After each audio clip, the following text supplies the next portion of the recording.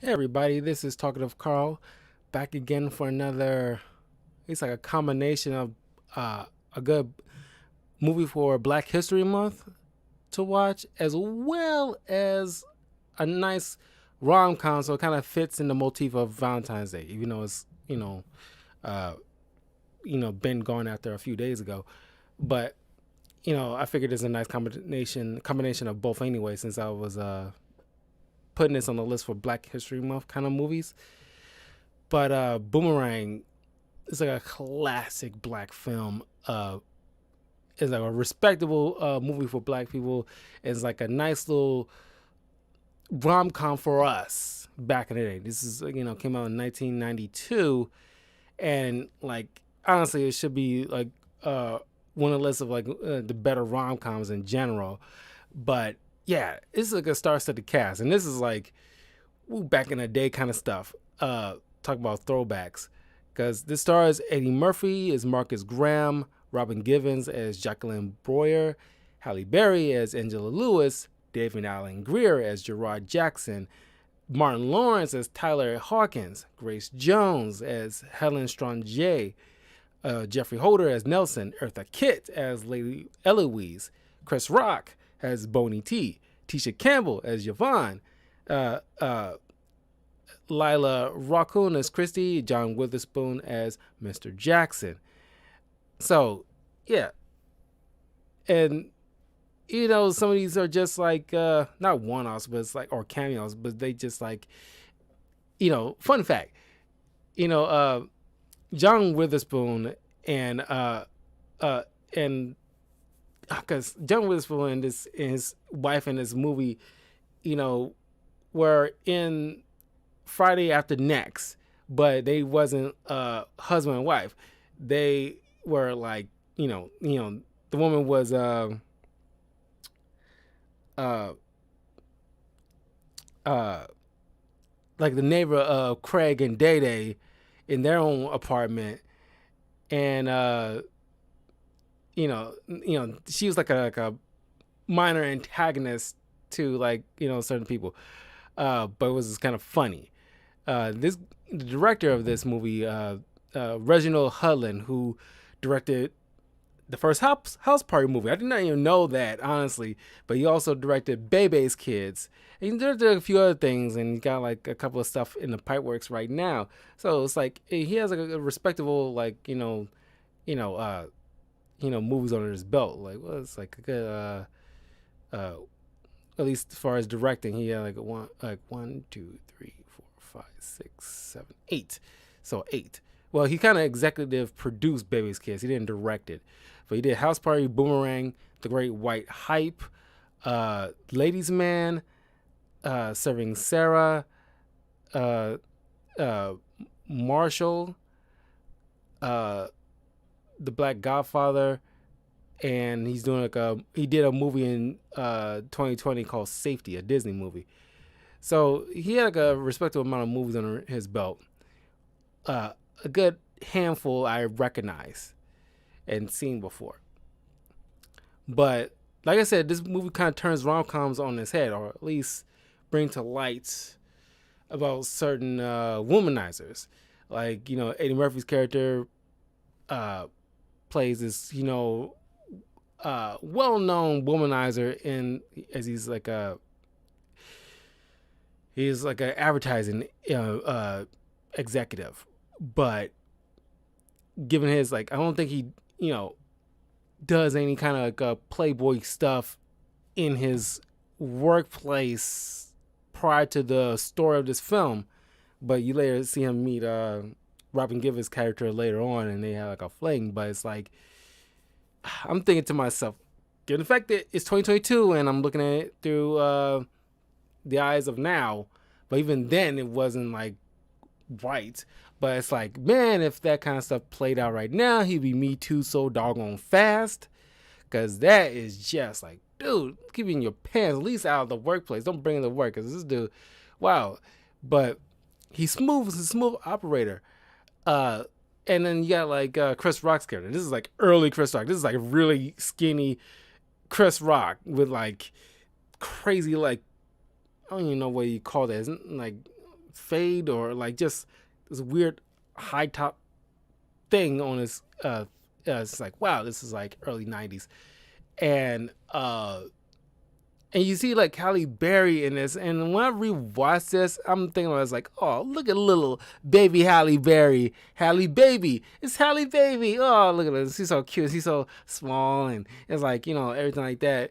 And not that, you know, Halle Berry got fat or anything like that. This is like, wow, this is before she was Halle Berry, and it's like, you know, I thought she was cute back then, but I think like I like Halle Berry, you know, as she, got a little older and, you know, like refined and everything.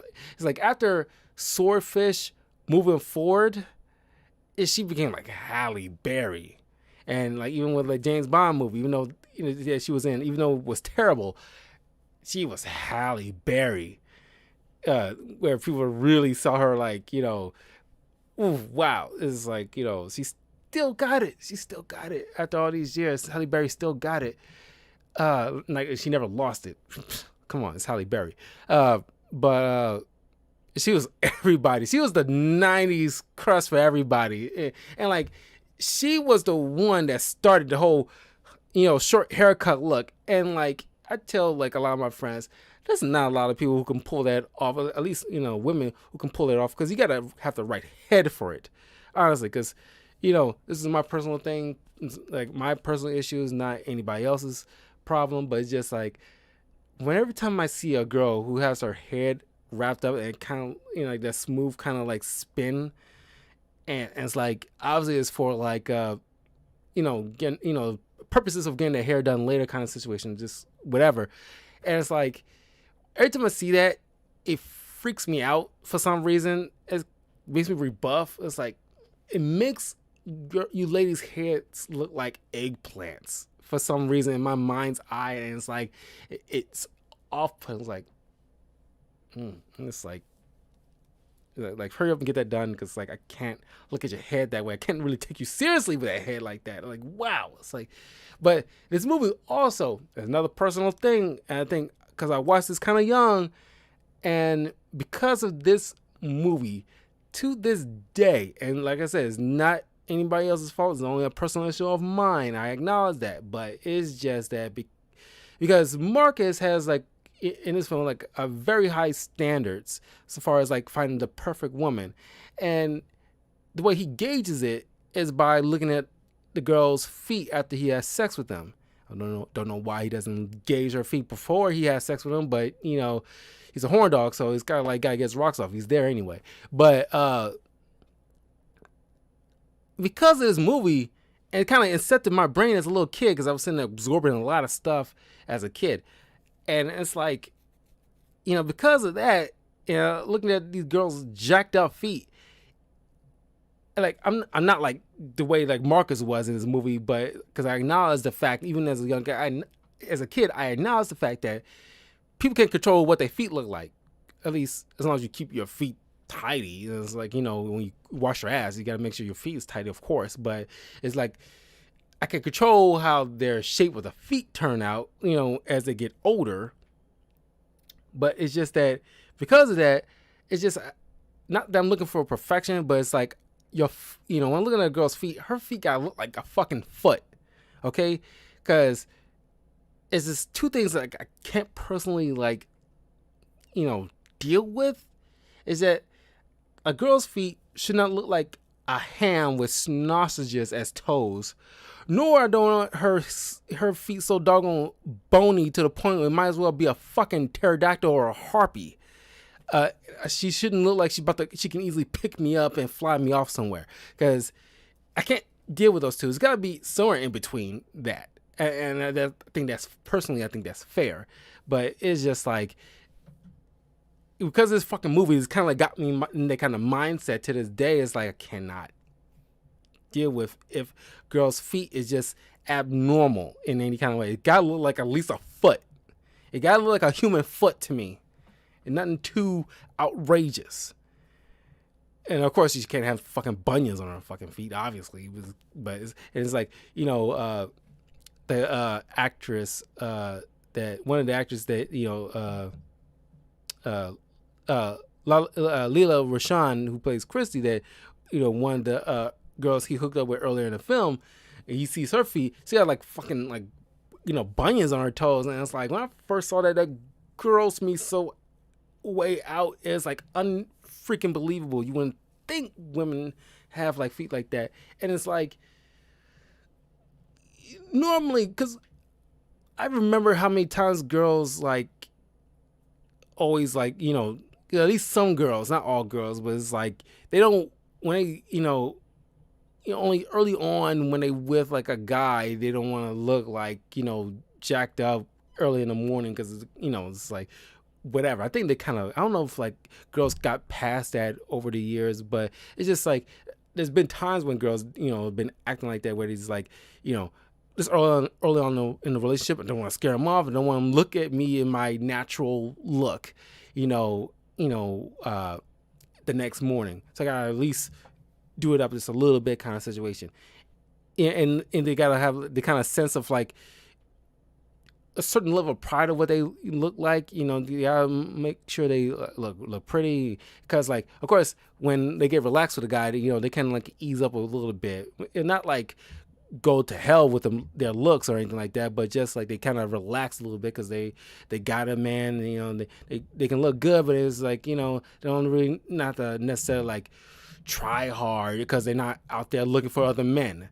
But it's just like, especially with their feet when they wearing like open toe heels and all this stuff, you would think like, okay, my feet is a must. Especially when I'm wearing open toe heels and blah blah blah, or sandals or whatever that shows my bare feet, I want to make sure that I don't have bunions on it, or at least make sure this handle as soon as I see early stages of bunion appearing. That's just me. I thought that was like weird for a girl to, well, her character's kind of weird as well because she is like behaves like a kindergarten teacher kind of tones, like, you gotta go start. It's like, oh, scary. But it's kind of funny in a way. She made it funny. I gotta give her that. It's weird, but it's funny.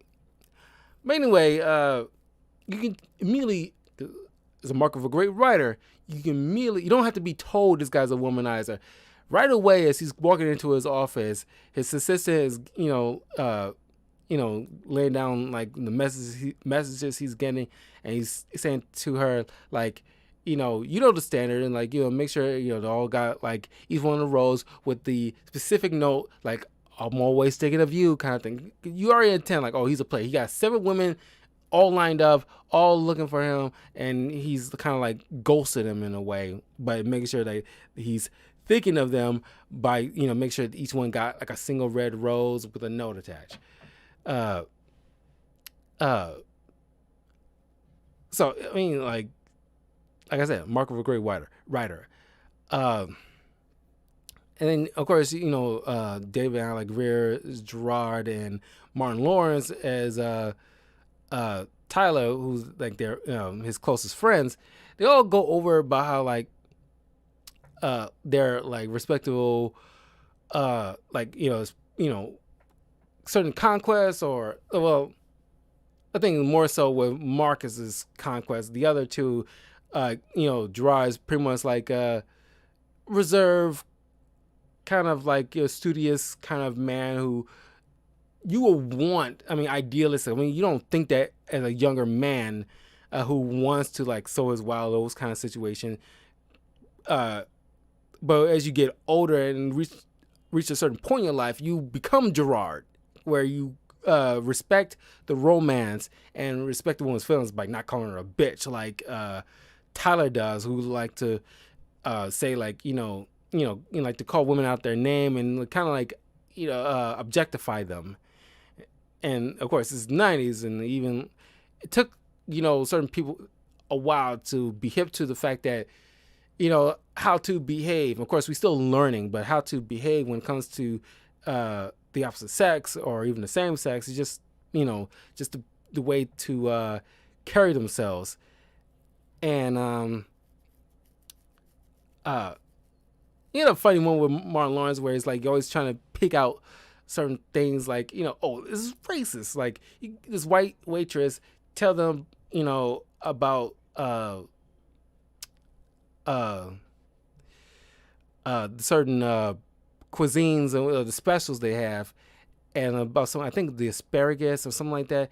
And like as soon as you walk away, it's like, you see that? That's racist. If we were white, she would recommend this. And it's like, and they'll just think like he bugging, until, which is like, as white as it's gonna, you know, it's a thing. I'm pretty sure even to this day we get the fact that these three are going to this kind of like, I'm not sure it's like men's warehouse, but it's kind of similar to like a men's warehouse where they trying to find like a, themselves like a new suit. And then like one of the employees there, this white dude, pretty much like just obviously blatantly, being racist, not like calling them like the N word or anything like that, but it's just like, there's no layaways, uh, please don't rob the place kind of situation.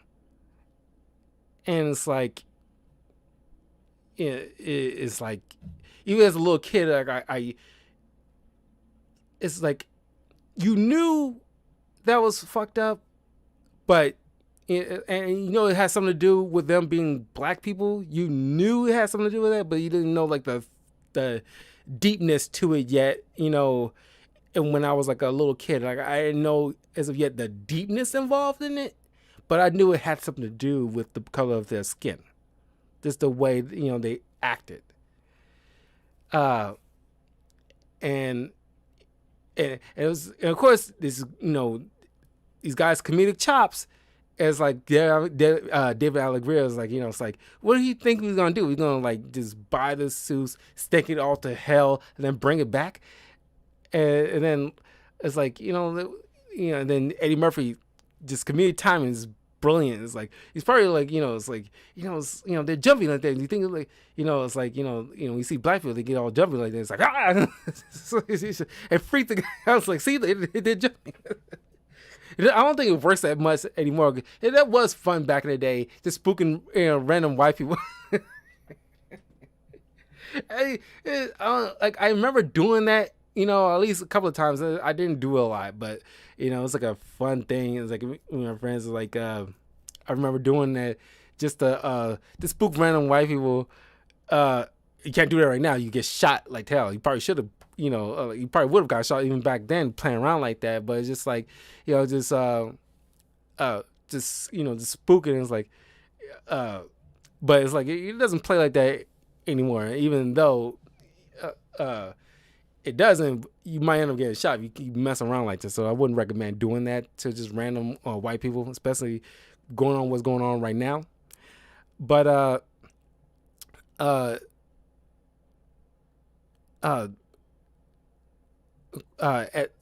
later on, Marcus ends up running into Robin Givens' character Jacqueline, who Robin Givens is a stunning woman. She is just like, there's a lot of stunning, beautiful black women here.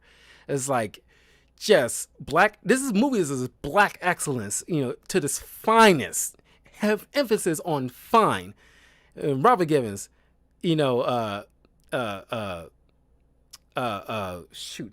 Robert Givens, Halle Berry, Tisha Campbell Martin, Layla Rashawn, even Eartha Kitt. God, it was like Eartha Kitt is like OG Catwoman herself, and she is funny as hell in this. It's like, other than Catwoman, this is my other favorite moment with Eartha Kitt, and it's like, God, she is so funny, and it's like, Marcus trying to, obviously, because he doesn't know, because she's like, her company of like, what's her company? Lady Eloise is like, it's supposed to be this cosmetic mogul, but he doesn't know that she's just a figurehead. She doesn't really have any control anymore, given the fact that, her age, and she's kind of like, not losing it, but it's like, eventually she had to relinquish, the power to just like the board of directors kind of situation. Don't know why she doesn't have an heir, but whatever. But she still has like, she still can come to like the, meetings, and like, she still, was obviously very wealthy of a person. And it's just like, man, her dialogue, and I love the way Eartha Kick talks. And it's like, and when she calls out Marcus's name, Marcus, darling. Oh my god, I love this freaking movie. It's so good, and oh my god, everybody involved is on like just top notch, man. And it's like, I love Eartha Kitt. And like, you thinking Eartha Kitt still has power. Don't know why he doesn't like do any kind of follow up, or knows, being an executive himself, he knows like, she's coming in. He doesn't do his research and find out, oh, she doesn't really have power, or finds out about any kind of like relinquish of power from her to the board. He doesn't know any of that for some reason, but he still thinks he has power, and he ends up thinking like, he goes to her house, and like, shows like how much he I don't know if he was just BSing her or not, trying to cuddle, like, pretty much like what's the word, cozy up. It was kind of cozy up, but like, crap, nose up a butt kind of situation. Kind of like kiss her ass. He pretty much kissing her ass. Did I say nose up her butt? Something to the effect. But it's like, just kissing her ass for for the most part, while they out to dinner, and like at her place. And like and it was a funny little moment where it's like, he says like, which I don't ever hear anybody ever put it this way before, because the proper saying is, I don't want to toot my own horn. But he says, I don't want to blow my own horn. And that sets her up to say, you don't have to blow your own horn, darling. Let somebody else do that. And it's oh, by the way, this is like, I don't know anybody ever does this anymore. I don't know why, because it's a nice little, thing that this movie does every time, like, specifically if Marcus sees like, beautiful woman, and he turns his head and go, whoo, and it's a little swooping sound, and it's just, I don't know why, it really sets the tone to this movie, and it's kind of adds to the hilarious, like you're in his head, and it's like you get that, because when a guy looking at like a beautiful woman, you probably get that kind of like moment where it's like, woof. But Lady Eloise is not like manservant or butler or something like that, and and you see Marcus is looking at him every once in a while, and it's like he's sitting there snickering. And I was like, when I was a little kid, I did not understand. It's like, why the hell does this guy keep laughing? So he just snickering and leaving the room snickering. I was like, what the fuck are you laughing about? And then of course she ended up sleeping with Marcus, and he just goes along with it because like he's go get this kind of like big promotion by sleeping with her, and like with his joint venture with Lady Eloise. Then that's when he meets Jacqueline the next day. He's in like a great movie. He's like, he's expecting this promotion, and then he's seeing this beautiful woman. Things like just probably one of those models for the cosmetic stuff.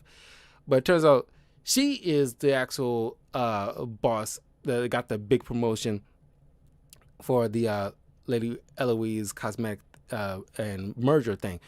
And there was this cool moment where like he goes up to Jacqueline, and he's just tells her flat out, which is something that you would think was probably like a proper thing to do for a guy to actually approach a woman. And it's like, I just gotta come over here and let you know. It might sound like a line, but I think you would think a woman could sense when a guy is being genuine. But he just goes right up to her and it's like, excuse me, I'm sorry, I just had to come to you. It's like, I just cannot not come over here and just let you know, like, you're the most beautiful woman I ever seen in my life. You are breathtaking. And it's like, it's probably true. You probably just want to sleep with her, it's a guy. It's like, I'm pretty sure what he says is true, but he's probably thinking with another part of his organ and not his brain. But but like the way he just, with the confidence, went over there and just flat out and just said it, which is something that was kind of briefly touched on in my spoiler review of Will Smith's movie Hitch, which you should check out on the channel as well. Where it's like he mentions like, why can't a guy just can go up to a woman and just say, I like you? It's like, I, just show like, hey, I just want to be able to just honestly say without any kind of negative consequences coming from you, just to walk up, because it's already scary as it is for guys, at least, most guys, to come up to a beautiful woman and to say what he wants to say without any kind of repercussions. To be honest, when he says he want to, take you out because I think you are very pretty and I want to get to know you, without any bullshit slick lines. And like what Eddie Murphy's character is doing right now is something that what a guy should be able to generally do. It's like go to a girl, he thinks like, oh my God, you are just breathtaking. And it's like, you're a beautiful woman and I just cannot, I will just regret it if I just don't come up and just talk with you. And then, you can see it in his eyes, everything come crashing down when she kind of had to break the news to him, be the one to break the news to him that she's like the one who got the promotion. And like, and you see like, and he finds out about Lady Eloise's lack of power. And then, he sees Lady Eloise and she's like, I'm not wearing any panties. And it's like, you just see like, I like to think Robert Gibbons was legit was snickering how funny this situation is, because like she just like just busting up, or at least trying to hold in her laughter, how ridiculously funny this situation is. It's like, what is woman coming with any panties on?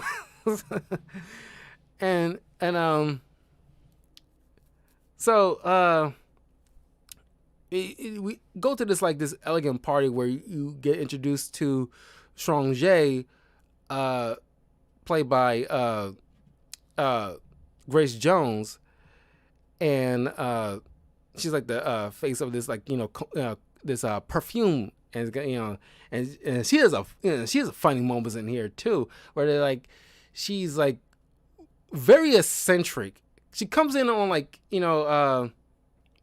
makes a big entrance by a helicopter, drop down this massive crate where she's riding on this kind of chariot being pulled by a bunch of shirtless dudes, and she's like, it's like a chariot. She's actually, well, I don't see she actually whipping them, but who knows with this kind of character, and she's like coming in like in this big spectacle thing, getting all these applause, but and you see later she like had this perfume, and she's talking with a scientist, where she's like, she wants, I'm getting ahead of myself, but she kind of like, wanted to like, she's very eccentric. She want to smell like, sex.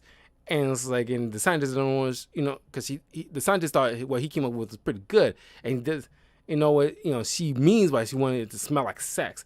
Like, and she takes her own panties right in front of everybody in this boardroom and just throw it all over his face like, this is what I mean. And it's like, he's like old black man. He's just very uncomfortable, and he's like a very respectable scientist in this place of business, and he's like just beside himself, and it was funny as hell. And to this day, it's still freaking funny. But you also get to introduce to Halle Berry's character here, very young Halle Berry's like baby Halle baby, and of course like. She's like an artist for the company, and she teaches, school kids, as well, like on the side. And it's like a very sweet moment. It kind of like when you see that moment, it's kind of, my mind for some reason gets Rolodex back to like the Cosby Show when like Theo is like a teacher, and you kind of like the kind of classroom where it's like, it's kind of like that. It's like kind of brings me back to that kind of mindset of those kind of classrooms when I was in middle school. But uh, uh, she it was like a moment where she was trying to like she kind of behaves like that kind of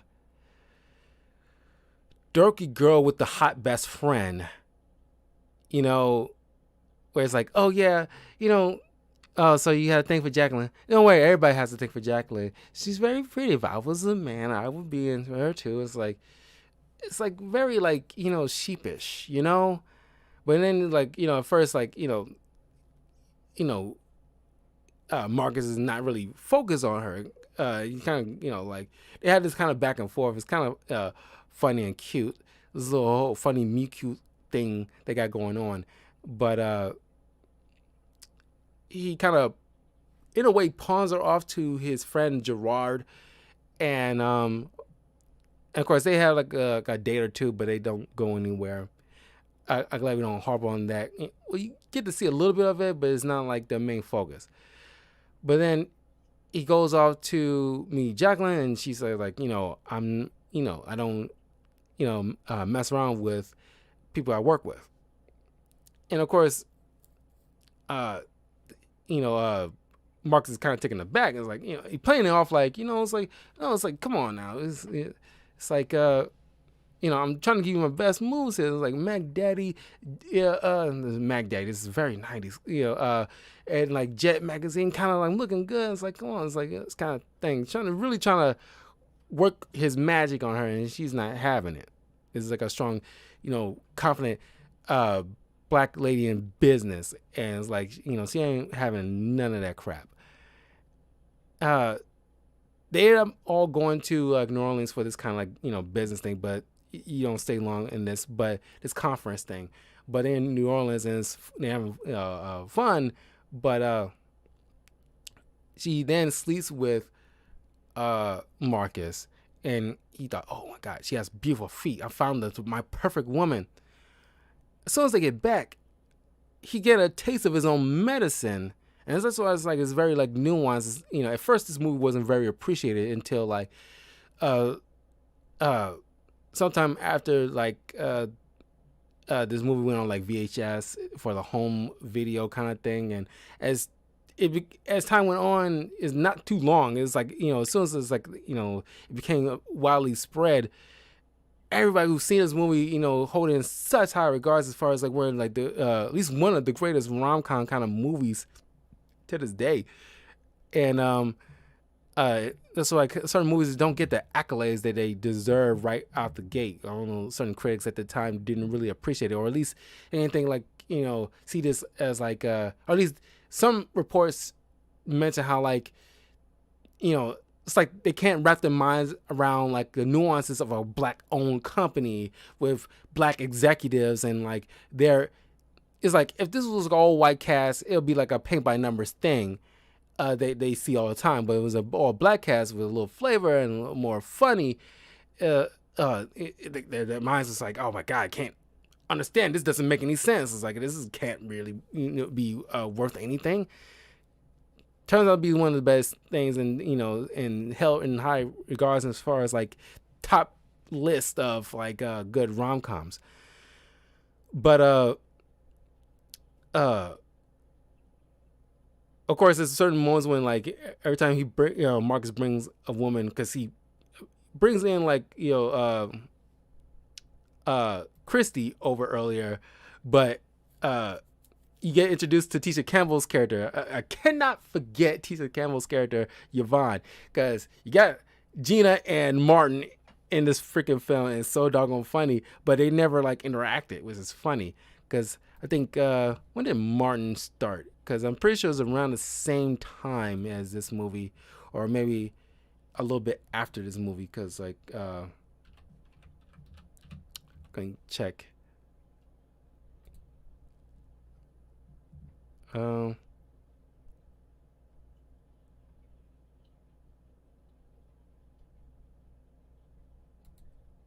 Yeah, it started like in 1992. So it's like August of 1992. And this movie was released in July of 1992. So yeah, this movie came out first, but I guess like the creators of Martin TV show kind of like saw these two, and it's like kind of like try to put these two together. But her role in this, because she's like a jilted lover that happens to live next door to him, and she's just funny, and she's like trying to ruin anytime he brings up a girl, he's trying to like ruin the entire date. Like, like, hey girl, don't fall for a girl. It's like, it's like he throw up these massive signs like, like he ain't shit. And it's like, oh my God, it's like, oh my God, this is freaking Gina, and she's like so doggone good. It's just like, I just love every time she's in her and Marcus's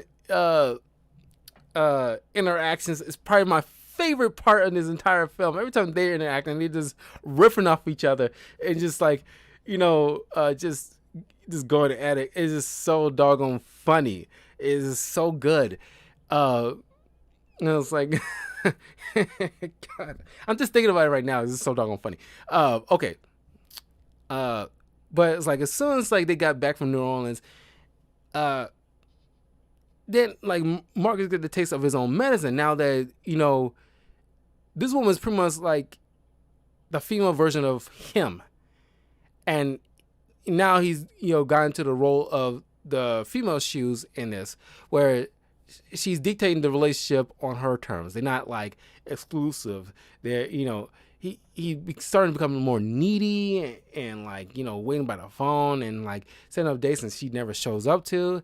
And then when she shows up, she kind of like that whole typical thing when a guy like bring over gifts and like have makeup sex and kind of like, and it's like good sex too. And now he's like, it's a final moment where he's like huddled up underneath his covers. It's like call me. It's hilarious how like now the script has been flipped, and now, and she's talking about like they're in her sexual conquest over him with Sean J, and they're having dinner, and like Sean J is trying to like thinking like, oh, he's he'll sleep his way to the top. It's like he's just like a good lay, and it's like I want to have sex with you too. And it's like, what do you think this is? And it's like, he's feeling like, not only embarrassed, but just feeling like a piece of meat and like, some glorified sex object. It's just like all the things that, it's just like when I watched the Jessica Jones on Netflix, the first season, when it's like, probably wouldn't be the first time I've seen other stuff, but you really get inside the mind, at least get an inkling of what a girl feels almost like every day. Whereas like in Jessica Jones, you see like the purple man, he's just like the creepiest dude, and it's like every time he puts hands on Jessica, it makes your skin crawl because this dude's like a fucking perv and just like a slimy, egotistical, just like a straight up shithead of a person that just manipulates you to in such a dangerous ways. And like in this movie, you kind of feel like because he's pretty much turned to a simp now, because it's like she is pretty much the dominated she's the she's the dom and he's the sub in this relationship, which he's not used to. It was kind of affected his work, where like he got this guy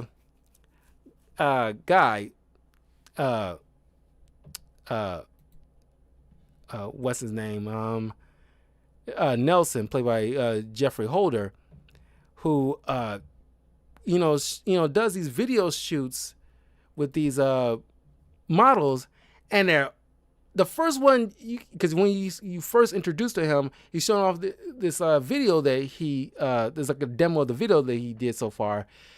He's showing off to Marcus, and it's like overtly sexual. You got these women like sucking on like bananas and the lipstick they're supposed to be, showing the lipstick product, and like you got a girl dangling cherries between her tongue and stuff like that.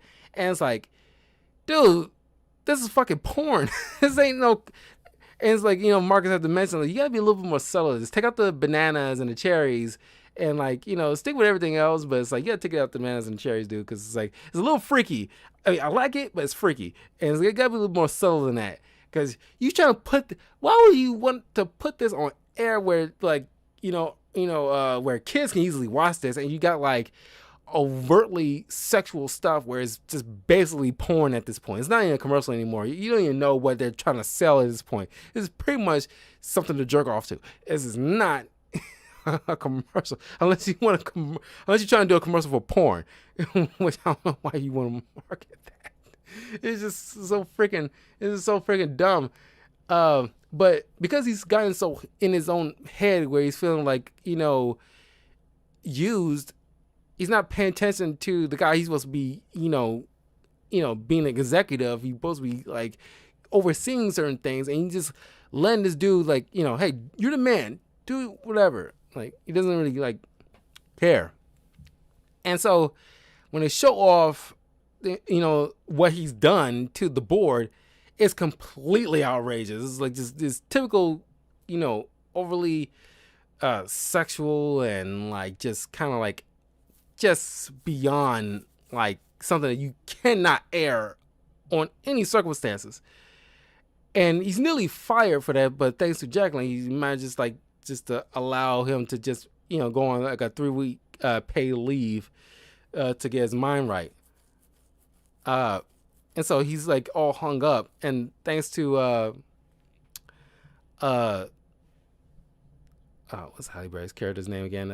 Angela, who takes him to her like art classes, and being around the kids kind of like get his mind off of it, which is like a good way to get your mind off of like a bad relationship when you like doing some fun things, or or at least some activities, healthy activities that kind of like put you in like a good career space, or just get you in the sheer fun of it. And he's sitting there making fun of these a couple of these kids, and this one girl who's like got a little bit of like an attitude about her. It's like showing off her collage, and it's like this is blood, this is a fishbowl, and these are my fish. And he's just like, why is the fish not in the fishbowl? And it's like Angela had to express that this is abstract art. It only has to make sense in the artist's mind, which is fun. Cause I always like like art, and it's probably one of my favorite classes that I always end up going to in high school is in the art class, and it's just always been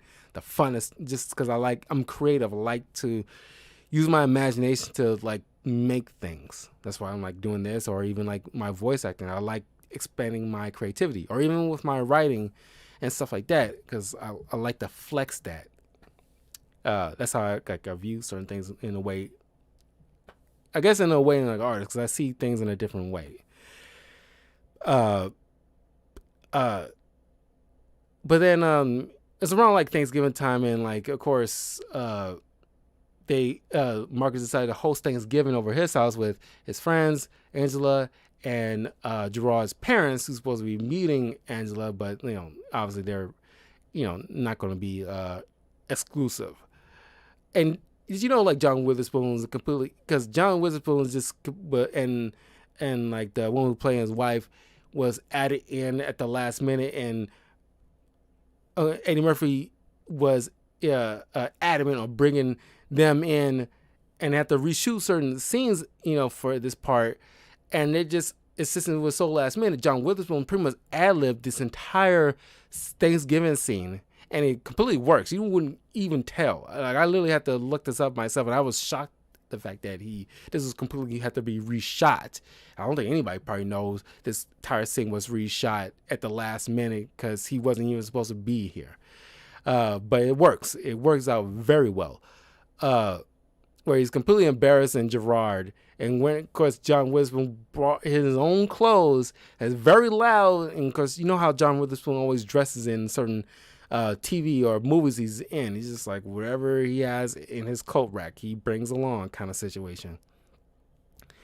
And you get to see like how Gerard pretty much like grew up to be a polar opposite. He went to like a private school and everything like that, and because he didn't want to, because the way his parents act, very kind of like not enough tact on their part to a point where he doesn't feel comfortable bringing them around to certain functions. So after the whole dinner scene, and it's like Angela stays behind to help with like clean up the dishes. She sleeps over, and they watch like Star Trek and everything like that, and they talking about, they bond over the fact that they're both Trekkies, and it's like, well, you would never expect, at least not with Marcus, you never expect him to be a Trekkie at all. And of course, I watched a little bit of the original Star Trek. I'm more partial with Next Generation. That's what I grew up on.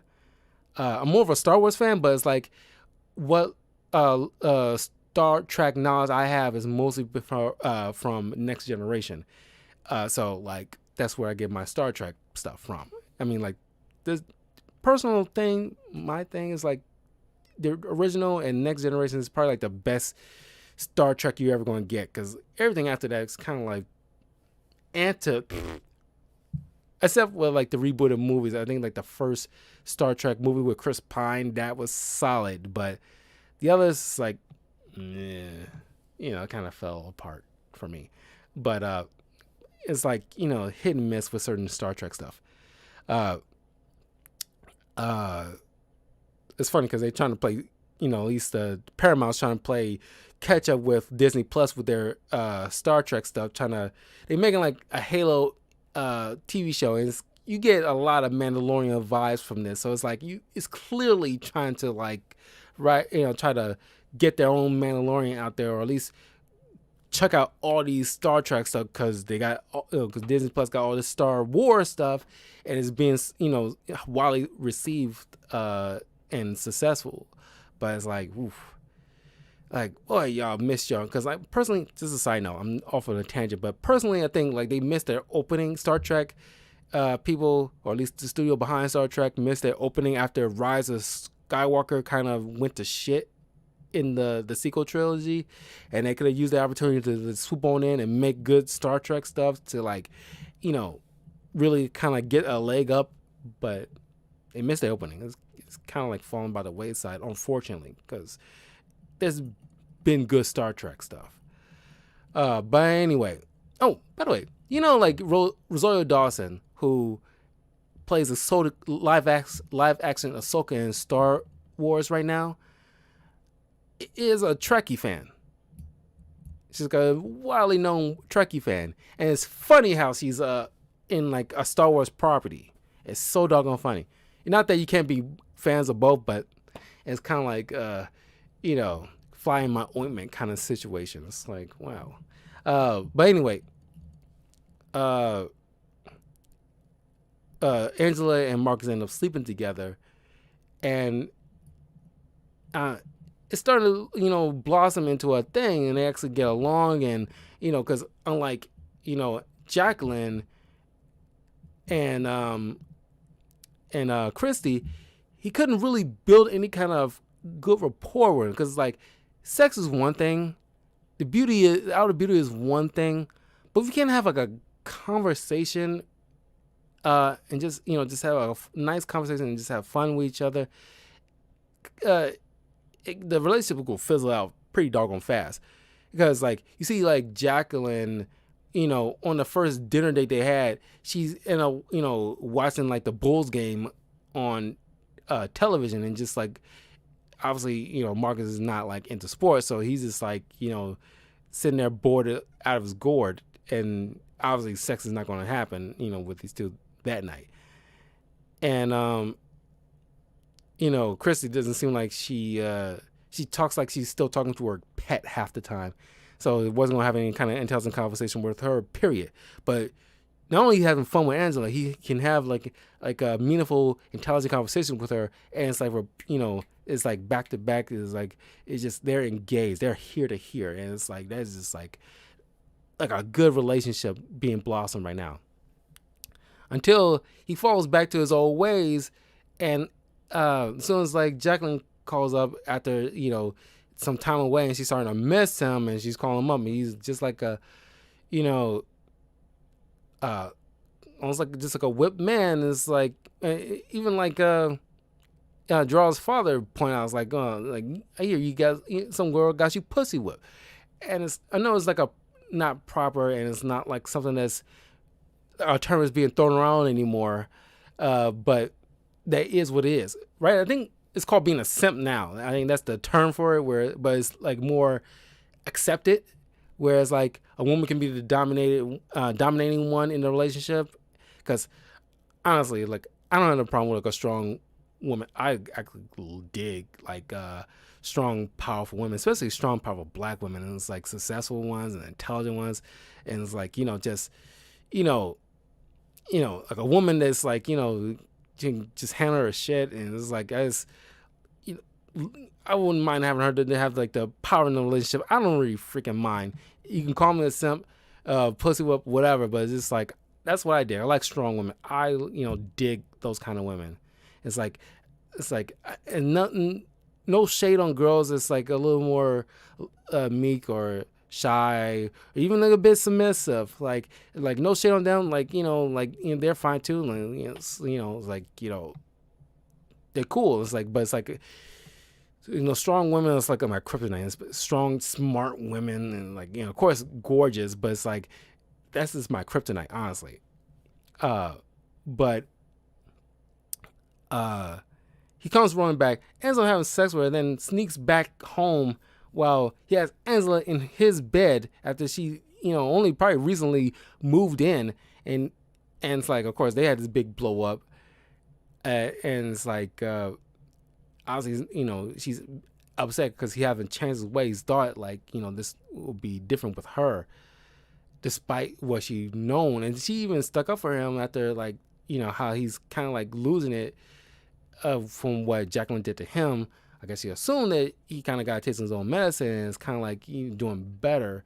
But, and then this, because of this action, you be surprised how often certain people's actions cause like a domino effect of a person. Because like, I knew women who kind of altered their kind of like outlook or personality because of some shitty guy, or even like the reverse of it, like a man completely changed his kind of outlook because of some shitty thing a woman did to him.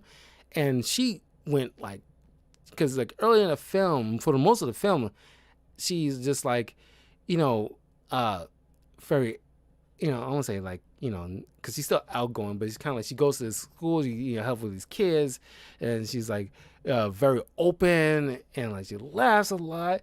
But and Marcus points out after he finally got a chance to meet up with her, because she's been pretty much cutting him off. She doesn't want anything to do with him after what he did.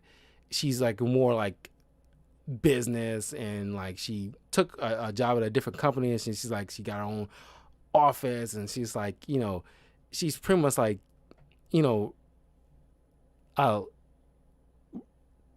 left that part of her behind, because like that part kind of got ruined for her because of what he did.